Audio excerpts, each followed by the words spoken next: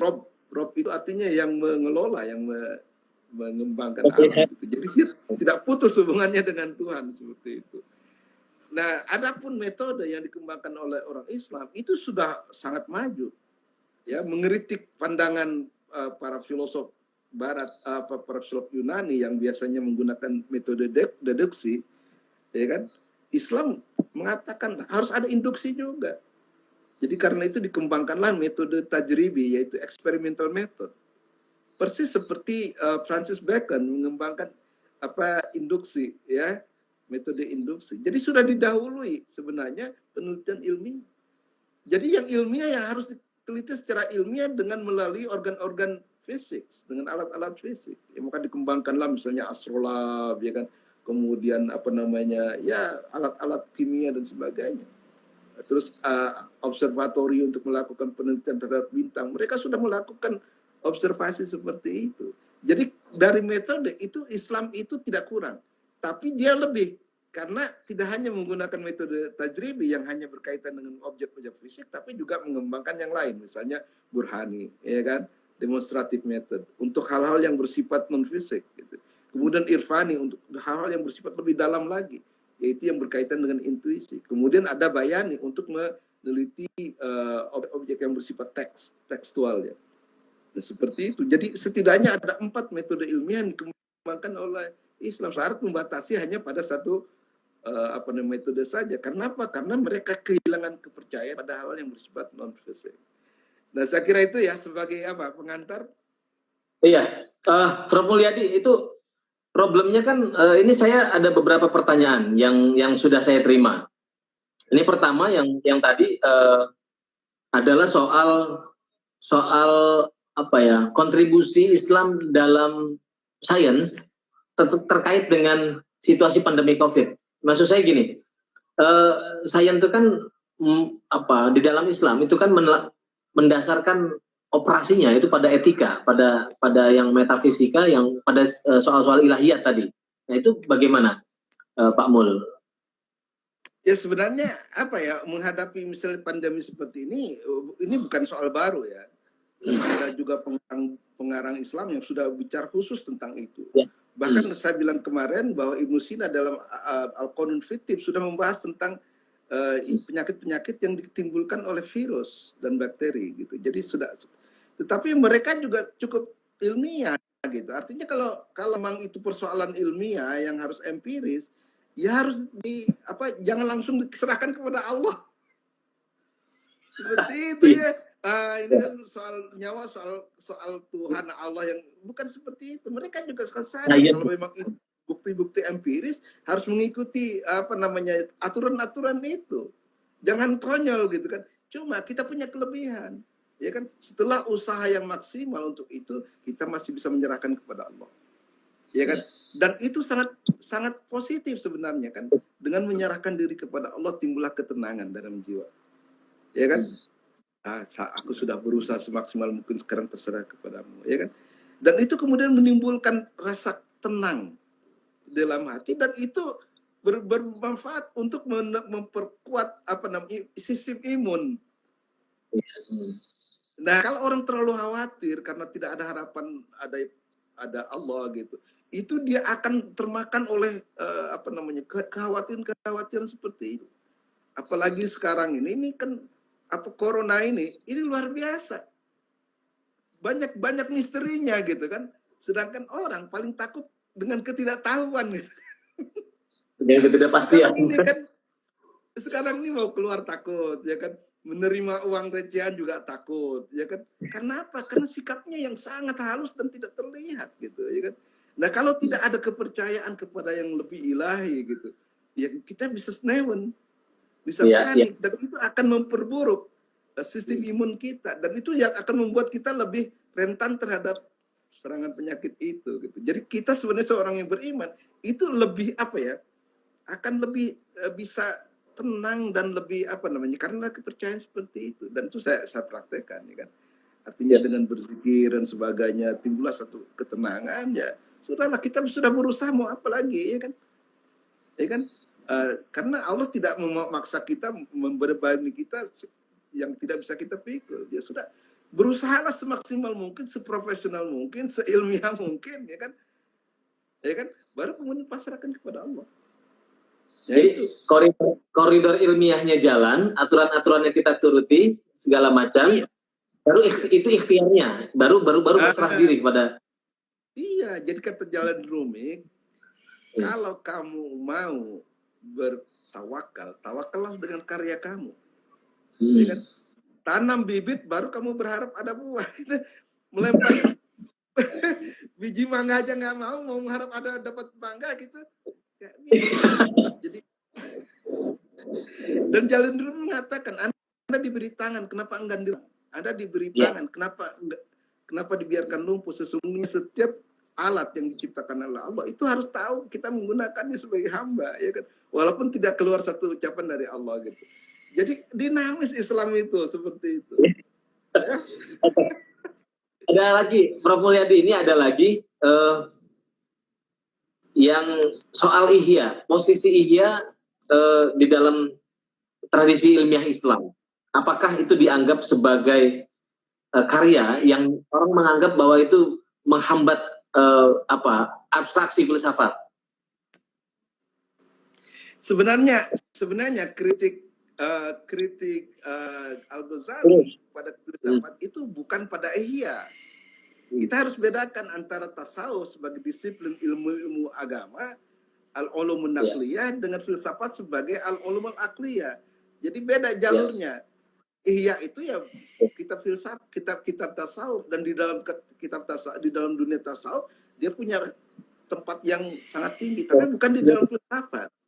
Kalau di filsafat itu yang harus kita ini tekuni adalah buku Tahafutul Falasifah dan Maqasidul Falasifah. Itu buku filsafatnya. Tetapi terus terang ya, bahwa Al-Ghazali di dalam Tahafutul Falasifah itu hanya menyerang, dia tidak menunjukkan pandangannya sendiri. Tapi caranya yang menarik. Caranya itu adalah dia dengan mempelajari secara seksama, kemudian ditemukanlah keabsurditasannya ya tahafut dari para filosof, dan itu yang dia serang. Jadi yang diserang itu pernyataan-pernyataan, proposisi-proposisi para filosof. Dan itu yang menyebabkan kritikannya itu termasuk telak lah, sehingga kemudian melumpuhkan terutama filsafat peripatetik ya. Tetapi dalam bidang ilmu filsafat yang lain, Isroqi misalnya, kontribusi Ghazali sangat besar sekali. Karena pendiri aliran Isroqi yaitu Surawardi itu sangat menggemari buku buku Mishkatul Anwar. Mishkatul Anwar. Karangan Al-Ghazali yang menafsirkan tentang ayat-ayat cahaya, dan itu cahaya kemudian dijadikan cornerstone, basis bagi filsafat daripada Surawardi. Jadi sumbangan Al-Ghazali itu dua. Kalau untuk peripatetik mungkin dia negatif. Untuk yang yang Isroqi, yang kemudian Muta'aliyah, itu dia kontribusinya besar. Jadi kita tidak boleh tidak adil ya. Adil gitu. Nah, adapun kritik di dalam Tahafutul Falasifah, yaitu sebenarnya menurut saya itu dua wacana yang berbeda sih ya. Yang satu bicara tentang metafisik, yang satu tentang teologi. Jadi sebenarnya itu dua dunia yang berbeda. Jadi dia begini sebenarnya, tapi karena kita lebih cenderung kepada teologi sehingga memenangkan Ghazali. Maka Ibn Rus yang mengetahui persoalannya, dia bisa membantahnya gitu kan. Ya misalnya contoh ya, kritik Al-Ghazali terhadap keabadian alam. Ya kan? Nah, itu yang membuat katanya para filosof jadi kafir. Tapi kata Ibn Rus, sebenarnya soal keabadian alam ini juga masih jadi persoalan. Misalnya, apakah alam dicipta oleh kehendak Allah? Atau dia secara niscaya, seperti para filosof mengatakan, ya kan? Nah, sekarang mengatakan bahwa alam diciptakan melalui kehendak Allah itu punya problem secara filosofis. Pertama, kapan dia menghendakinya? Apakah sejak dulu, atau dulu tidak punya kehendak, kemudian di tengah jalan punya kehendak? Ya kan? Nah, kata Ibnu Rus ini serba salah. Kalau dikatakan dia berkehendak sejak dulu, kenapa harus ditangguhkan kemudian, ya kan? Iya, iya. Kalau kita bisa menangguhkan kehendak kita karena ada keterbatasan Tuhan, kalau sudah berkehendak ya begitu berkehendak kun fayakun, jadi ada sejak itu. Karena itu kalau Tuhan berkehendaknya sejak azali, sejak kodim, ya alam harus kodim juga. Iya. Iya kan? Karena tidak ada alasan untuk Allah menangguhkan. Itu satu. Iya. Kalau kemungkinan yang kedua adalah bahwa Allah tadinya tidak menghendaki, tapi tiba-tiba kemudian berubah pikiran. Nah itu juga harus ada muroji, ada sufficient reason di luar Allah. Tapi kan nggak mungkin, karena belum ada siapapun. Nah, oleh karena itu mengatakan bahwa alam dicipta oleh kehendak Allah itu secara filosofis punya problem gitu.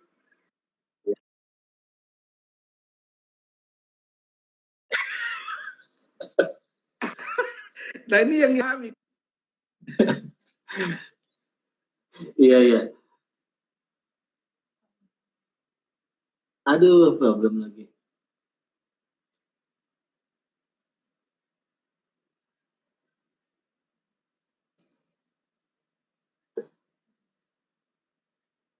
Nggak kedengeran.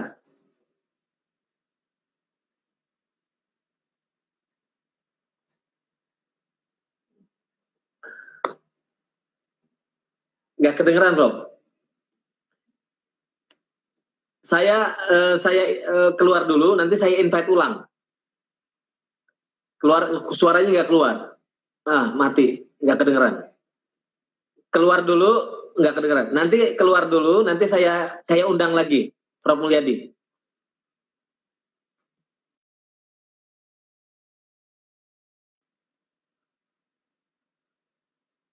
Sebentar, saya undang lagi Prof. Mulyadi.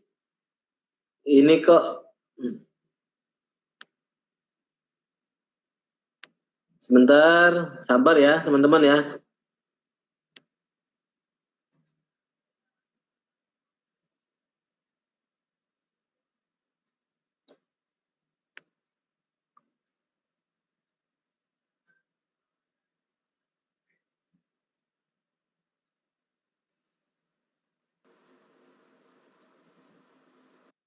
Ya? Ya, bagus. Bisa. Ada lagi, oke. Iya. Nah ini kan tadi saya bilang di dalam tahafut itu hanya menyerang, tapi dia tidak menetapkan pandangannya sendiri. Nah pandangan dia bukan filosofis, pandangan dia adalah teologi. Dan pandangan dia itu ditulis dalam buku Al-Iqtisad fil I'tiqad. Jadi kalau mau tahu pandangan teologinya Al-Ghazali di buku Al-Iqtisad fil I'tiqad. Ya, tapi di dalam Tahafutul Falasifah dia tidak mengukakan pandangannya, hanya mengkritik saja. Tapi ya cara mengkritik perlu kita ikuti, kata dia, jangan pernah kita mengkritik sesuatu yang kita tidak paham. Iya. Jadi sebelum kita mengkritik, pahami dulu. Dan dia membuktikannya dengan menulis Maqasidul Falasifah, maksud-maksud para filosof. Dia kemudian mengatakan saya sudah mengerti apa yang dikatakan para filosof dan sekarang saatnya saya mengkritik gitu. Tetapi kalau secara ini apakah Al-Ghazali itu filosof? Saya kira tidak secara teknis. Dia memang pengkritik filsafat, tapi dia sendiri bukan filosof. Dia tidak mengaku dirinya filosof. Kita bisa mengkategorikannya sebagai filosof kritis ya. Iya. Tapi dia sendiri tidak suka disebut filosof, ya kan? Karena seperti dibaca Gus Ulil tadi malam dalam Al-Munqiz itu dia mengatakan ya filsafat itu juga tidak memberikan keyakinan seperti itu. Jadi itu ya, kalau saya jawabannya. Okay. Prof. Mul ada lagi yang tanya soal posisi Jabariyah. Apakah Jabariyah itu yang menyebabkan kemunduran dari tadi yang filsafat itu? Iya, ada kemungkinan ya, ada kemungkinan ya, karena mereka itu sangat fatalistik gitu. Tapi kan ada bandingannya itu Qadariyah gitu. Jadi sebenarnya sebagai apa? Tesa dan antitesa. Kemudian Kalau Mu'tazilah lebih condong kepada Qadariyah, Asy'ariyah lebih condong kepada Jabariyah. Dan karena kebanyakan Muslim di Indonesia, di dunia Sunni adalah Asy'ariyah, jadi lebih condongnya kepada fatalistis, kepada Jabariyah. Semuanya udah terserah Allah aja lah, ini mau corona tuh mau terserah Allah. Nah, ini yang kemudian menyebabkan kita ada setback, ada kemunduran. Ya, saya dalam buku saya Lentera Kehidupan, saya memberikan tafsir ulang terhadap konsep takdir. Jadi ada di situ tafsir dinamis tentang takdir. Jadi 3 perkara ya, yaitu rezeki, jodoh, dan kematian. Itu saya karena perlu diungkap ini ya, jangan salah mengerti gitu. Bahwa sebenarnya yang disebut kematian, jodoh dan apa namanya rezeki itu ada kaitannya dengan ikhtiar manusia juga. Iya.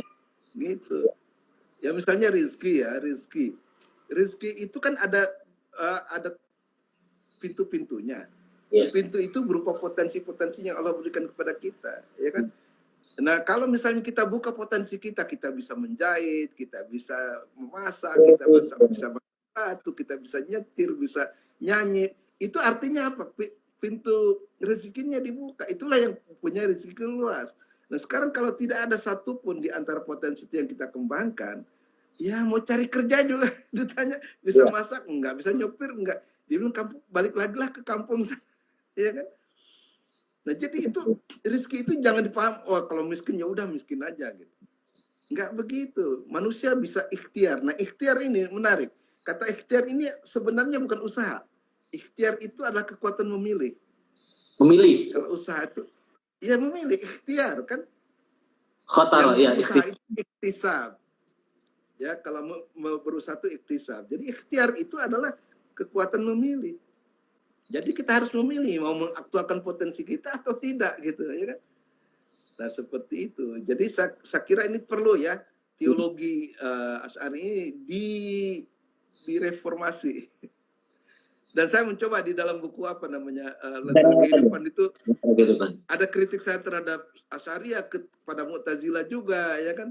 Dan tentang itu. Jadi ya sebagai tanggung jawab moral kita lah ya. Kita harus memberikan arahan yang benar kalau menurut saya ya. Iya. Jadi ada saatnya memang Qadariyah dan Jabari itu mereka memegang peranannya masing-masing. Misalnya ya sikap Jabariyah itu mungkin penting ketika kita kena musibah. Apa-apa. Ya kan? Ya anak kita meninggal dan sebagainya, ya itu sudah takdir Allah gitu. Ada ininya. Tetapi dalam keadaan normal jangan semuanya diserahkan kepada Allah. Ya, jadi ada sebuah kisah nih orang Prancis. Iya, ada kisah kisah benar ya, seorang Prancis yang turun temurun jadi pemulung. Nah, satu waktu dia melihat kerumunan. Di kerumunan itu bisa baca ini telapak tangan. Kemudian dikatakan kamu lahir tanggal berapa gitu. Ternyata tanggalnya dan bulannya itu sama dengan Napoleon. Jadi kata orang, ini kamu seharusnya tidak menjadi pemulung seperti ini. Kamu itu harusnya maju. Iya, nggak mungkin katanya kita udah turun-temurun seperti ini. Bisa. Kemudian dipindah lagi ke tempat yang lain, sama aja ramalannya. Akhirnya apa? Dia mengatakan saya harus mengubah mindset saya. Jadi dia mulai nyukur rambutnya, dia kemudian menggunakan baju yang paling bagus, plente, dia melamar dan ternyata cerdas. Akhirnya sekarang di antara miliarder di Prancis. Seperti itu. Jadi bisa manusia itu mindset ya. Mindset. Betul. Nah, itu sejauh menyangkut dengan itu. Jadi sebenarnya orang-orang orang-orang Mu'tazilah nih, orang-orang Qadariyah ya, Mu'tazilah, itu sebenarnya orang-orang soleh. Iya. Rasional tapi soleh. Nah, kita kan kalau rasional kesolehannya kurang nih. Ya, terutama teman-teman HMI ini rasional tapi kemudian nyawa terkacir. Seperti itu. Mereka itu orang-orang soleh, benar-benar ikhlas gitu. Jadi kesolehan itu tidak berkontradiksi dengan rasionalitas gitu. Jadi harus rasional kita ini, ya kan. Tapi gini, jadi rasionalitas itu hanya satu aspek dari tiga. Allah memberikan indera. Dan kalau indera itu digunakan dengan baik, maka itu akan menghasilkan sains. Kemudian menciptakan intelek akal. Kalau digunakan, dia potensi menjadi filosof. Kemudian hati, potensi menjadi sufi. Jadi ini tiga bidang sebenarnya dalam satu dalam kayak tiga aspek dalam satu kenyataan gitu. Islam itu adalah seperti itu. Jadi memang bisa dipilah, tapi sebenarnya satu sama lain itu melengkapi. Jadi bayangkanlah seperti ini, ada film tentang Tuhan, kebenaran, layarnya tiga. Layarnya ada yang dekat, ada yang sedang, ada yang jauh. Nah itu pasti gambarnya lain-lain, walaupun sumbernya sama. Mungkin yang terlalu dekat itu ada cahaya saja, karena itu sufi menyebut Tuhan sebagai cahaya. Tapi kalau yang paling jauh mungkin tampakannya adalah benda-benda indrawi, gunung dan sebagainya gitu. Tapi ketiga-tiga itu sama sumbernya, itu Allah. Jadi kalau kita sudah menguasai ini ya, falsafah, sains, dan tasawuf, itu akan mempunyai pengetahuan yang lebih komprehensif terhadap Tuhan. Ya, yang salah adalah kalau kita jadi saintis dia menolak kita menolak falsafah, menolak tasawuf. Kalau sudah menjadi filosof, itu nggak perlu sufi itu, ya kan? Kalau sudah menjadi sufi, dia menolak itu nggak ada artinya tuh. Tidak boleh seperti itu. Kita harus balance sebenarnya. Sainsnya dikembangkan, filsafat dikembangkan, dan kepekaan hati juga dikembangkan. Kepekaan hati. Tapi ketiga-tiganya nggak bakal bisa mencapai kepada yang absolut, pengetahuan yang absolut. Karena tetap aja dia layar, ya kan? Bukan filmnya itu sendiri. Itu pandangan saya seperti itu. Jadi yang bagus itu kembangan ketiga-tiganya. Kita harus tahu limitnya.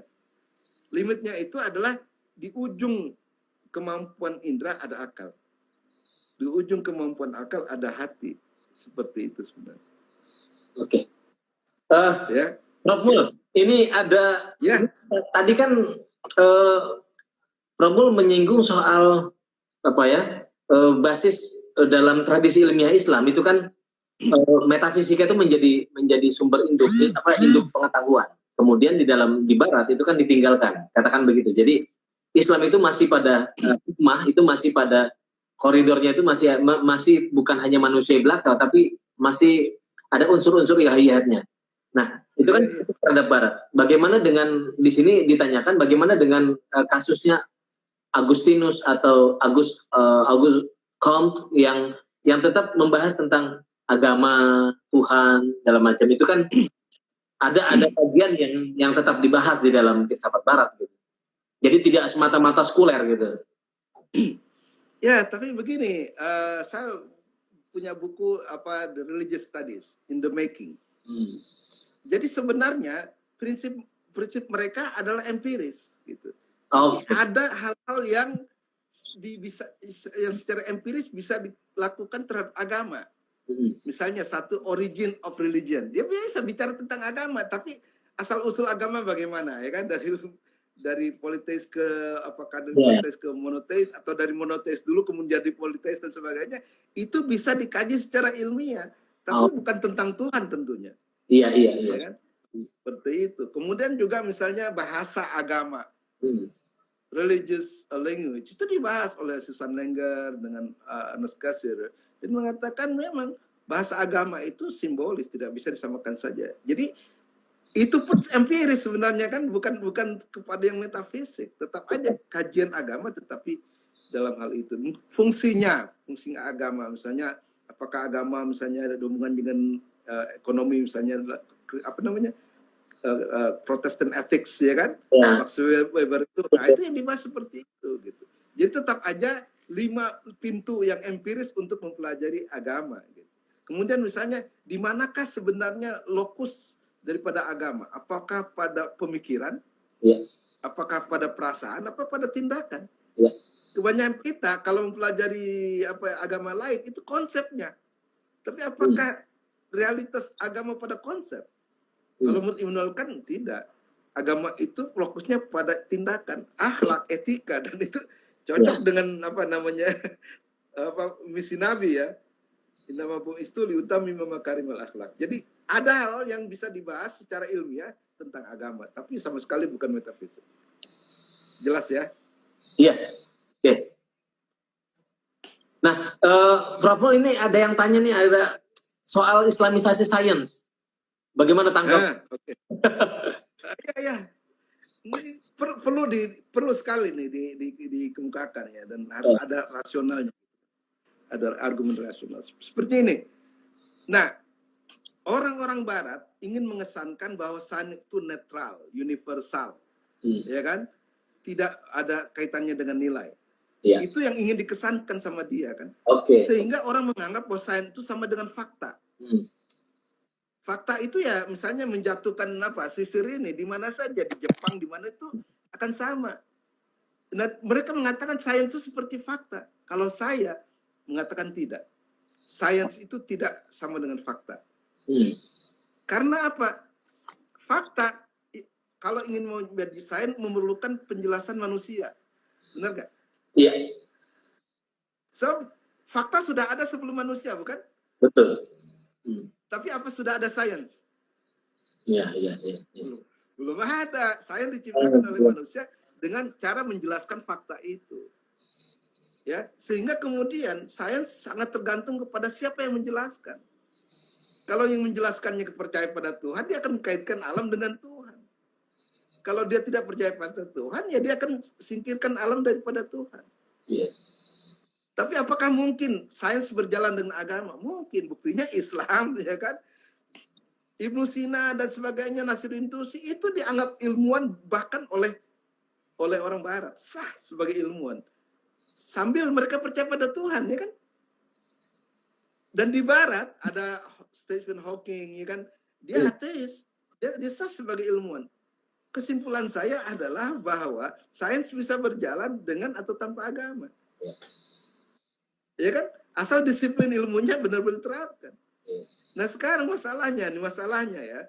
Nah, kalau begitu, maka karena sains tergantung kepada penjelasan, maka kalau orang Islam yang menjelaskan akan lain. Maka coraknya Islamik. Gitu kan? Nah, tapi kalau yang menjelaskannya orang sekuler, ya coraknya ilmu akan lain, gitu kan? Iris, ya. Nah, oleh karena itu ada unsur subjektif dalam ilmu. Ya kan? Oleh karena itu bisa terjadi ada Helenisasi, pengyunanian. Kemudian dari Yunani pindah ke Islam, ada Islamisasi. Dari Islam ke Barat, sekularisasi. Berarti ilmu itu tidak netral. Ilmu itu bersifat subjektif. Ada unsur yang universalnya, ada yang subjektifnya. Jadi karena itu mungkin nggak kita mengislamkan? Mungkin. Mereka aja dulu dari Islam di sekuler kan, ya kan? Kenapa yang sekuler nggak bisa diislamkan? Jadi sangat mungkin. Tapi pertanyaannya, kalau mungkin, apa selalu perlu?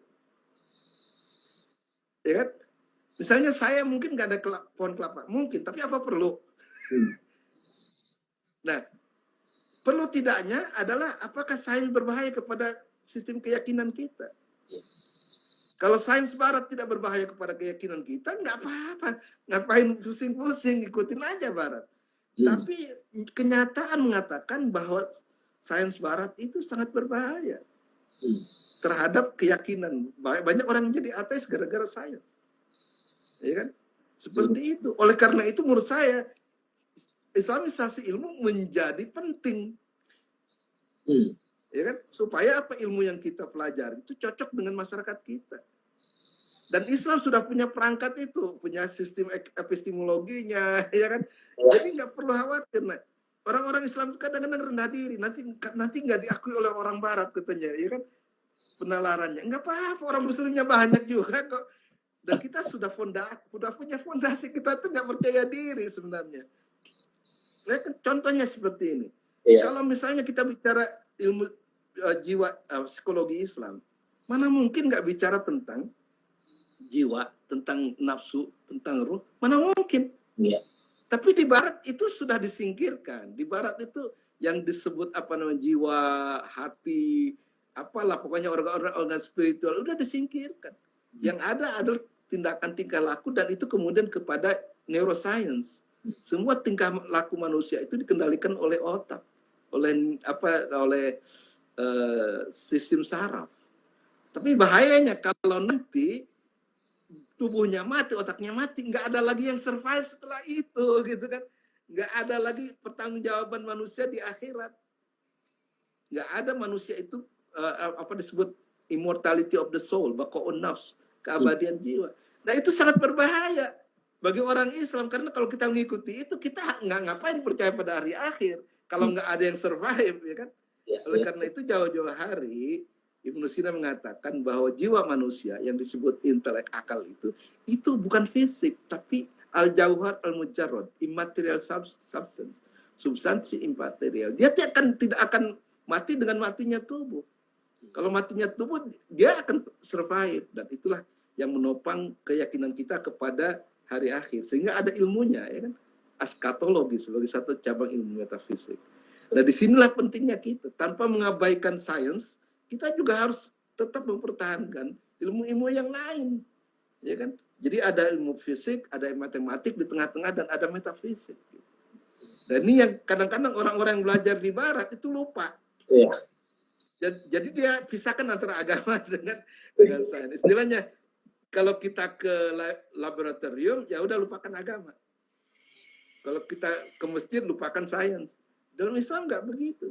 Keduanya bisa kok berkaitan, ya kan? Seperti itu. Nah, jadi apa perlu Islamisasi? Perlu. Tapi Islamisasi, menurut saya, ini ada konsepnya di buku saya.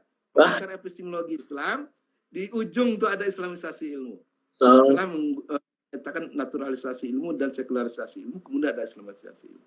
Yang sekarang marak dilakukan adalah Islamisasi itu penempelan ayat-ayat dan hadis. Nah itu. Jadi rasionalisasinya jadi seperti itu, Bro. Itu yang repot sebetulnya. Iya, tapi itu artinya menguatkan penemuan sains sekuler. Kita tidak menciptakan sesuatu yang baru, kita hanya menjustifikasi sains modern dengan ayat-ayat itu. Dan bahayanya adalah karena sains selalu berubah-ubah, jadi kalau sudah ditetapkan oleh Al-Quran kemudian berubah, ternyata Al-Quran salah dong. Jadi kalau menurut saya, Islamisasi itu harus pada tataran epistemologi. Ya kan? Dan tidak harus kemudian selalu ada rujukan itunya, ayatnya, hadisnya. Bukan, selama dia tidak bertentangan dengan semangat keislaman, dengan doktrin utama daripada Islam, itu boleh kita ambil. Orang-orang Islam dulu ngambil dari Yunani, dari mana-mana. Tapi kalau ada yang bertentangan, dia tebas, ya kan? Oleh karena itu tidak ada cipta mitologi Yunani di Islam. Kenapa? Bukan karena mereka tidak tahu, tapi karena bertentangan dengan akidah, maka stop, nggak ada. Maka tampillah misalnya Aristoteles, Plato, Socrates sebagai orang yang bertauhid, ya kan? Percaya pada satu Tuhan. Hilang, suaranya hilang. Hilang lagi. Tapi suara di situ ada. Hilang lagi ya? Kalau gitu itu lagi, tutup lagi ya, ditutup lagi, keluar dulu ya, saya keluar dulu. Hilang lagi.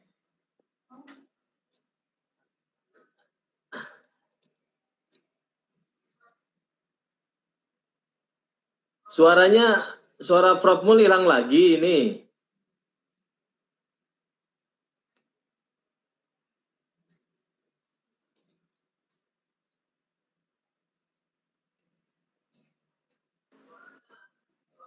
Halo? Ada lagi? Belum? Belum ada? Oke. Ya. Ya, ada ya? Oke, jadi menurut saya Islamisasi ilmu itu harus pada spirit gitu ya. Kita pasti akan ada suaranya. Kita pasti akan menolak semua pandangan ilmiah Barat yang menolak keberadaan Tuhan. Itu pasti kita tolak, ya kan? Gitu. Jadi tidak semua yang dari Barat itu harus kita terima. Jadi Islamisasi menurut saya itu adalah pada semangatnya. Jadi ilmu itu tidak boleh bertentangan dengan fundamental ajaran-ajaran fundamental Islam, keyakinan kepada Tuhan, hari akhir dan sebagainya. Maka ketika saya tahu bahwa ada gelombang psikologi yang sekuler yaitu behaviorisme, saya mengkritik dengan tajam. Saya ada tulisan saya tentang kritik psikologi Islam terhadap sekuler modern. Karena apa? Di Barat ada diktum, kalau kamu mau ingin satu cabang ilmu ingin diakui sebagai sains, harus empiris.